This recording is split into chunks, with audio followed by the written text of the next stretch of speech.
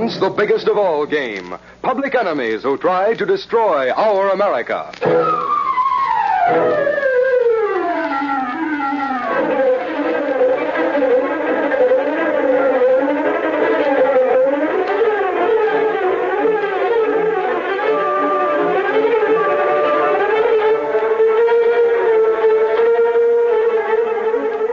With his faithful valet Cato, Britt Reed, daring young publisher, matches wits with the underworld, risking his life that criminals and racketeers within the law may feel its weight by the sting of the Green Hornet.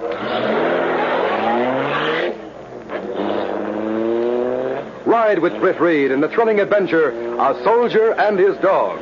The Green Hornet strikes again.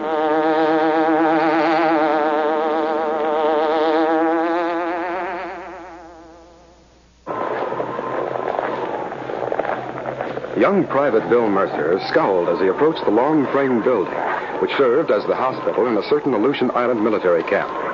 Bill's company had sailed for home while he was serving time in the guardhouse for petty theft in the barracks. And now he'd been ordered to see Captain Webb, the doctor in charge of the hospital.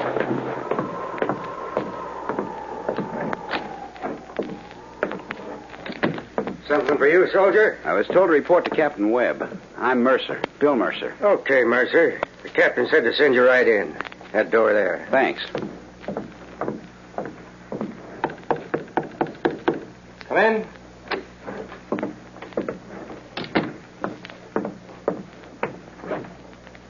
Private William Mercer reporting, sir. Oh, yes.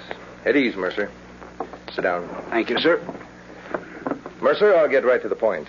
I understand you were in Company D? Yes, sir. I was left behind when they... I know. Mercer, one other chap who belonged to that company was left behind, too. Young chap by the name of Vinton.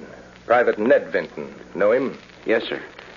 But we weren't what you'd call close friends. I didn't know Vinton had... Private Vinton is here in the hospital, Mercer. Couldn't be moved when his company sailed. Had double pneumonia.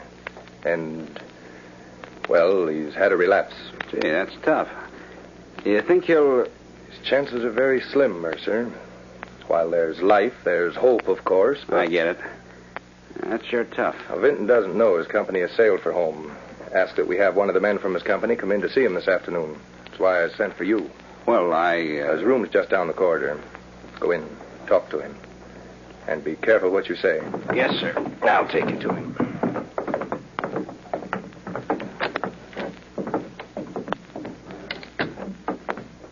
Now, remember, you're the only man of his company left here. If there's anything you can do for him... I'll remember, sir.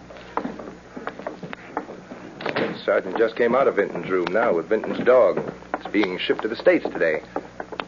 Well, Sergeant, guess that dog will miss young Vinton. Oh, yes, sir. Hey, get away from me, you mutt. Easy, Buster. Easy, fella. Take him along, Sergeant. Yes, sir. Come on, Buster. Come on, boy. Good thing Buster was on a chain, Mercer. You shouldn't have kicked him. Sorry, sir. I don't like dogs. Come along.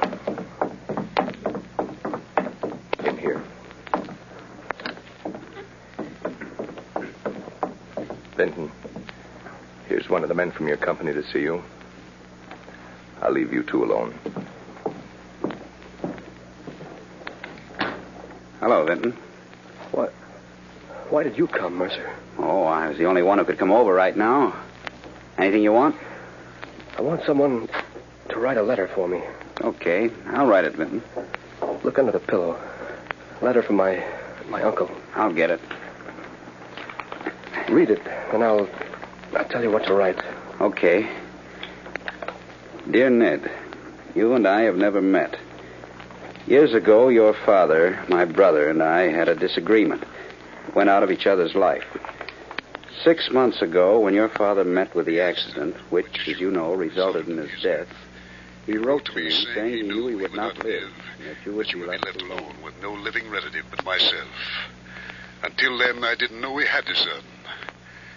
Ned, I'm alone, too. I want to make amends and have you come to live with me when you get out of the service. I'll get you started in business. And after you arrive, we'll make arrangements to leave my wealth to you. We need each other, Ned. I'm sending this to the War Department in hopes that it will reach you wherever you are. I'll be waiting to hear from you. Your Uncle, John Vinton. Gee, Guy must have a lot of dough. I want to send an answer. I'll dictate a letter. Then give you the key to my locker. Get a picture of me and close it. Will you do it for me, Mercer? Sure, I'll be glad to.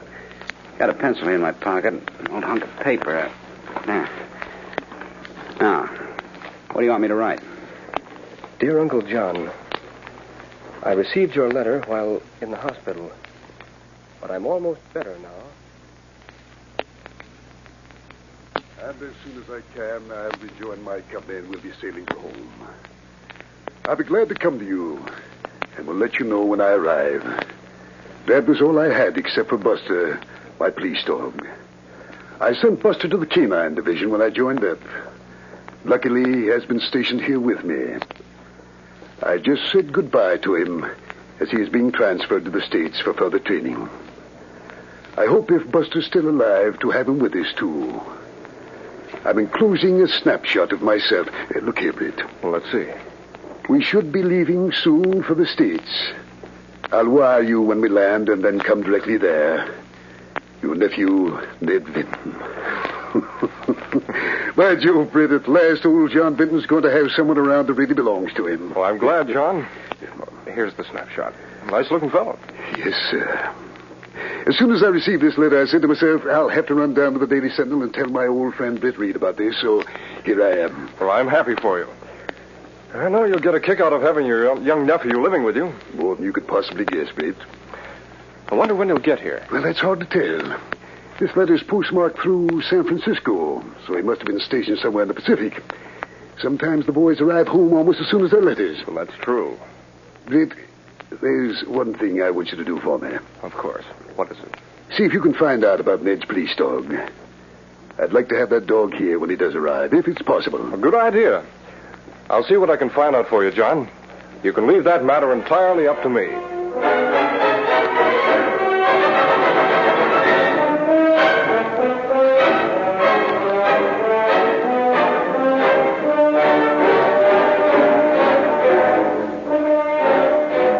It was several weeks later. Britt Reed was busy in his office going over letters with his secretary, Lenore Case. Answer this one in your own way, Miss Case. Yes, sir. I'll send these letters to the editor down at Gunnigan, and I'll find out. Mr. Reed's office? This is John Vinton. I'd like to talk to Mr. Reed, please. Oh, yes, just a minute, Mr. Vinton. Hello? Britt, I've had news from Ned. He's arriving home tonight. Well, that's fine, John. He'll be pleasantly surprised when he sees his dog, Buster. By the way, that was a great piece of work you did getting Buster for me. I'm not going to have them meet right away. I'll have the houseman bring Buster in later in the evening after Ned and I become acquainted. I want you to be here when they do meet. All right. I'll come over after dinner. I'll see you then. Fine. We'll be looking for you, Ned and I. Goodbye, Britt. Goodbye. John Vinton's as happy as a kid over the arrival of his nephew. Who is he already arrived? Oh, not yet. He'll be there tonight. I'm glad you were able to get the dog released and sent to him. Hi, Reed. Hi, Casey. Oh. Oh, Axford. I'm going over to John Vinton's tonight. We might get a human interest story out of the meeting between his nephew and the boy's dog. You know, the one we got out of service. Say, now, Reed, you picked just the right one to write up a story like that. It'll keep you out of mischief. If you really want a story, I'll go. But if it's just to be kidding me, I... Well, you'll what? Oh, I'll go anyhow. I'll say you will. It's settled then. We'll dine at the apartment. Then we'll drive over to Vinton's to meet his nephew and watch the happy reunion between the boy and his dog.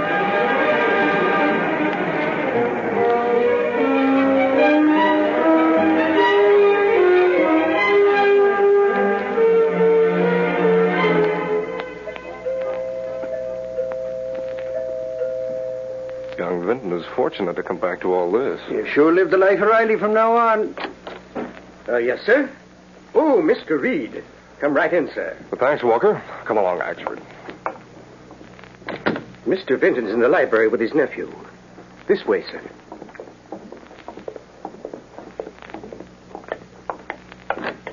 Mr. Britt Reed. Britt, come right in. Why, so you got Axford with you. Good. Well, gentlemen, this is my nephew, Ned. Ned, Mr. Reed, Mr. Axford. Right. How do you do, How do you do, Mr. Axford? Oh, sit down, everybody. Ned and I have been getting acquainted, haven't we, Ned? Yes, we have, Uncle John. You get that, Britt? Uncle John. There's my ears good to hear. I still feel a little strange saying it, I must admit. I understand you had a dog that was in the service, Ned. Dog? Oh, yes. Sure, and there's nothing like a good dog, eh, Ned? That's right. I sure do miss mine. We used to be together all the time. You see, I raised him from a pup. You know how it is when you get used to having your dog around. Oh, he's a beaut, too. Well, I'm sure you do miss him, Ned. Do I? Gee, I feel lost without him. Oh, but it's just one of those things that can't be helped. You'll get used to it, Ned. Hey, look, Brett, here's a picture of Ned's father that he carried in his wallet. He was my younger brother, you know. Well, I can see the resemblance, John. Well, that is between you and your brother. Ned must resemble someone in his mother's family. Well, that's what I said, too. Ned certainly doesn't look like a Benton. But I can overlook that. Dad always told me I favored my mother's father. But you are a Benton and my brother's son. That's enough for me, Ned. Of course. That's what counts. By the way, my lad, I suppose you saw a lot of action. What outfit were you with? And where were you stationed? Well, now, Mr. Axford, Ned's been through a long illness, and it bothers him to talk about what he's been through. Some other time he'll tell us all about it, won't you, Ned? Sure. I mean, I'll be glad to, Uncle John. Oh, sure. What are you planning to do now that you're here, Ned? Ned's going to rest up a bit. Then we'll decide what he's to do. Probably finish his education first. That's wise, John. Of course it is. And tomorrow I'm changing my will so as to leave everything to Ned. I don't believe in putting things like that off. You're a lucky lad, Ned. That you are. Yes, I am at that, Mr. Axford. Well, Britt, I guess it's time for the surprise we have for Ned. Surprise? Well, it'll be a surprise, all right. Mr. Britton sure thinks of everything. I'll ring for Walker. Have you guessed what it might be, Ned? No, I don't know what it might... Walker knows what to do. He'll be here in a moment with the surprise. Sure, I'm getting excited just waiting to see what'll happen. Why? What do you mean? What... Here he comes. Here he is, sir. Well, Ned, That dog, that's Buster, the dog you wrote about, Ned. Your dog. Oh, yeah. He doesn't seem to know me. Maybe it's because you're not in uniform. Speak to him. Go pat him, Ned. Here, boy. Here, fella. That's strange. That him, Ned. He'll know you in a minute. Hello, Buster. Nice boy. Get him away. Down, Buster, down. Take him out, Walker. Snap the leash on him. Oh, yes, sir. Come on, boy. Come along. Gee, he didn't seem to know me, Uncle John. Well, that's strange, Ned. I guess his army training has changed Buster a great deal. Don't you think so, Brent? As you say, John, it's very strange.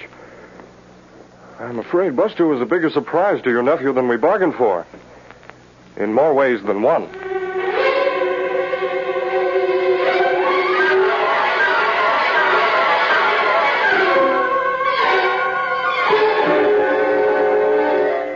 We'll continue our Green Hornet adventure in just a moment.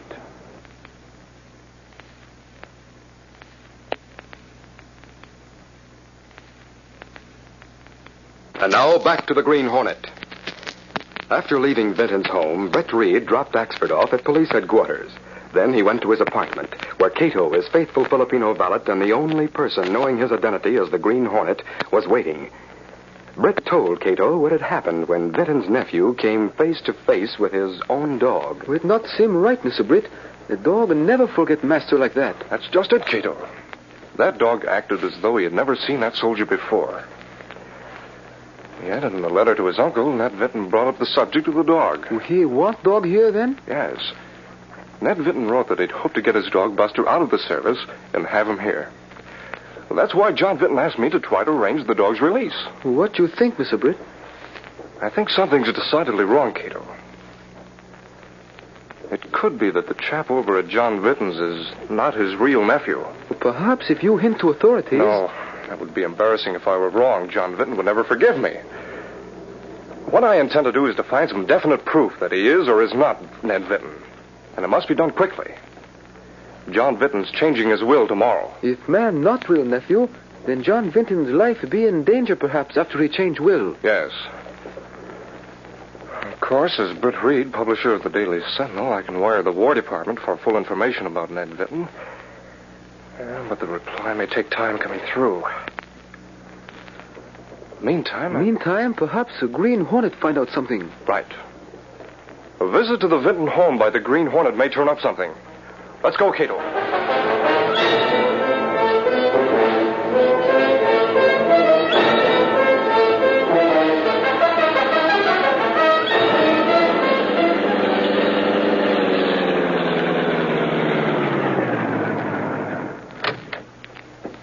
right here, Cato. I won't be long.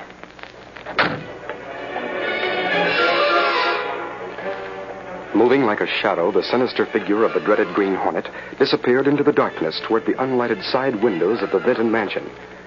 Cato waited, ever on the alert, until finally he heard the familiar quick light steps of Britt Reed returning to the Black Beauty. Was that you, Mr. Britt? Yes. I've accomplished a little something anyhow. Get going, Cato.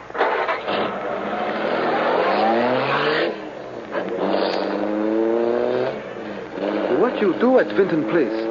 First, I picked up that letter from Ned Vinton to his uncle. Then in the wastebasket in the soldiers' room, I found a part of a letter he'd started, then it crumpled up. So you compare handwriting? Yes. But I find the handwriting was the same. Then I looked through his effects, hoping to find his discharge paper. I guess he carries that with him. I could be wrong about him, but as a parting shot, I left the Hornet seal in his room. Why you leave seal? Trying a little war of nerves. If he isn't the real nephew, that seal may cause him to make a slip. Go back to the apartment, Cato. Hurry.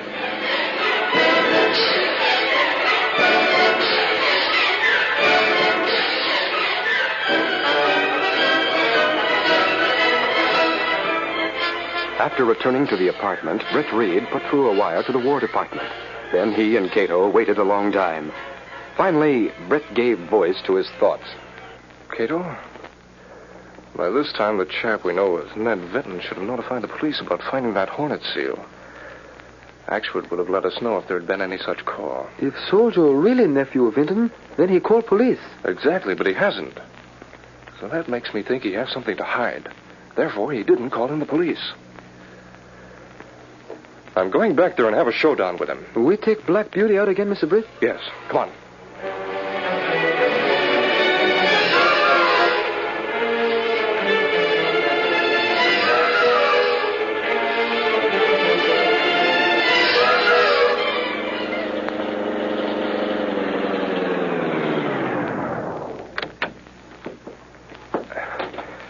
First thing we'll do is to get that dog from the basement. Put him in the library. Dog dangerous. You be careful. I can handle him, I think. Earlier tonight he obeyed my order.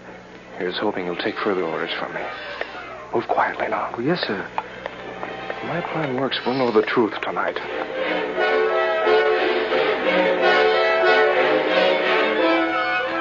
Meantime, alone in his bedroom, Bill Mercer was getting ready for bed. Suddenly... Hey, who? Starting in, eh? Green Hornet. That's right, fellow. What do you want? Money. And plenty of it. If you expect me to keep your secret. I don't know what you're talking about. No? I think you do. Get to the point. What do you want here? Listen, you. I know you're not Ned Vinton. Stop trying to pull a bluff. I'm calling your bluff, soldier. And I'm here for the payoff. Even if I had reason to pay off Hornet, I haven't any money. So get out. Stop playing the fool, fella. Vinton keeps a lot of dough in the library safe. I'm sure you know the combination by this time. Yeah? Well, I'm not robbing my own uncle. For you or anybody else, Hornet. Still sticking to your story, eh? Well, maybe you forgot somebody could contact the War Department and find out if Ned Vinton's really been let out of service. Maybe I did at that. But you can't scare me, Hornet. Go on, get out. Okay, buddy. But don't say I didn't warn you. You'd better make a getaway with whatever door you can lay your hands on before it's too late. I'll see you again. I wonder just how much that guy does know.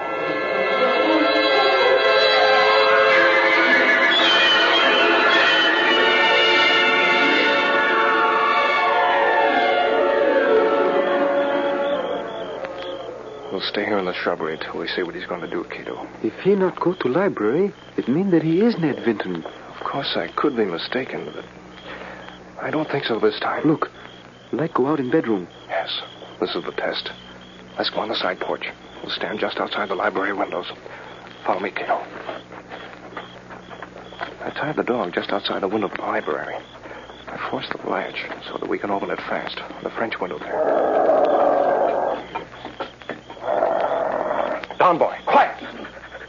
He mind you well. Yes, that's a break. We'll wait right here. Look, someone enter library with flashlight. It must be the boy. keys to the French window open a little. You see anyone? Yes, he's opening the safe. Now he's taking out the money. Get him, Buster! Come on. Hey, that dog! Get away! Get away, you mother! No one's going to get me. This time I'll kill you. No, you won't. The Hornet. Wait, Hornet. Oh, that dog. He'll drive me to pieces. Down, Buster, down. Get him This up. will take care of you, faker. You all right? Yes, now to search this heel. Here's his discharge papers. Now hold the flashlight. There. What did it say? The name of this, William Mercer, not Ned Vinton. Yes, fella, you knew he was a phony. Someone come. Must be John Vinton, the houseman. I'll leave this discharge paper in the Hornet's seal. That safe open and the money strewn about. He ought to get wise. Let's get out of here. Yes, sir. There it is. Look there. Master Ned. Little Buster. Wait a minute. What's this paper here? A discharge in the name of William Mercer. Walker, call the police. There's something decidedly wrong here. Right away, sir. Watch him, Buster. Watch him. Hurry, Walker. I want the police here to find out what this is all about and to put this imposter where he belongs.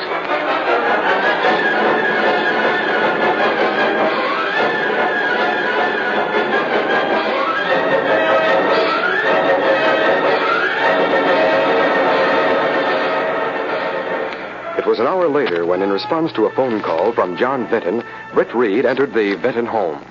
Britt, I'm so glad you came over. Hi, Reed. Hello, Axford. And Sergeant Burke, how are you? Fine, thanks, Mr. Reed. What's the trouble? What's happened? Plenty, Reed. I was at Cops headquarters when Mr. Vinton phoned in. We came right out. And what do you think? Well, I have no idea, Axford. Mr. Reed, that young fellow Mr. Vinton thought was his nephew, well, he wasn't his nephew at all. That's it, Reed. I thought it was funny early tonight when that dog growled at him. When we expected to see him run up to the guy and lick his hand. But I don't quite understand. Let me explain, Britt. I've had quite a blow. That young man was an imposter. They've already taken him to headquarters. He wasn't Ned Vinton at all. How did you discover all this, John? 'Twas the dog found it out, that it was. He caught the spalpeen robbing the safe and jumped him. You don't say. Sure, and that soldier was in cahoots with the Green Hornet all the time. No. Yes, we found a hornet seal stuck on his forehead. Sure, and we know the dog didn't put that there. But what about Ned, John? Did you get any information from the soldier? He said Ned died in pneumonia in the hospital in the Aleutians. Ned dictated that letter thinking he'd live. This man, whose name, according to his discharge, is William Mercer, wrote the letter for Ned. Then, knowing Ned was dying, he sent his picture and decided to pose as Ned. I'm sorry, John. Very sorry. We'll hold that spalpeen until we make sure your poor nephew did die, like you said, Mr. Vinton. I'll find out through the War Department, John. Meantime, you have Ned's prized possession, his dog, Buster. Yes. Yes, that's right. If it hadn't been for Buster, well, I'll give that dog the home and attention Ned would want him to have. He saved me from being greatly imposed upon. Robbed, you mean? Murdered, he means. That guy would have got that will signed and probably killed Mr. Vinton to get the dough, that's what. To my way of thinking, that dog's a hero. Yes, Axford, Buster is a hero. He certainly knows who is not to be trusted. Sure, and believe you me, I hope Buster's along with me when I run into the Green Harlot. I'll bet Buster'd go for him like a tornado. He sure drove that devil out of here tonight. Here, Buster, here. Stop leaping all over Britt that way. Hello there, Buster. How are you? Hey, Sarge, look at that now. That just goes to show nobody could say Reed was the Hornet. That they couldn't. Buster knows the good from the bad. That he does know. Thanks, Axford. By golly, that dog's a smart one. Too bad he can't talk. Being a war dog, I'll bet he could tell some secrets that would surprise all of us. Well, that's right, Sergeant. Couldn't you, old boy?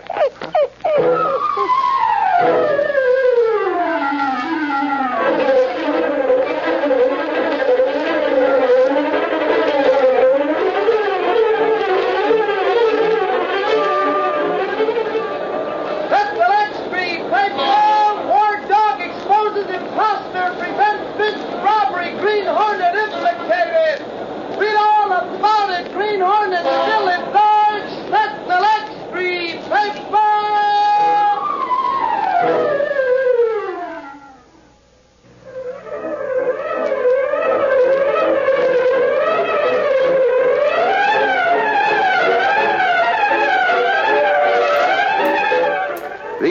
popular radio dramas created by George W. Trendle are a copyrighted feature of the Green Hornet, Incorporated.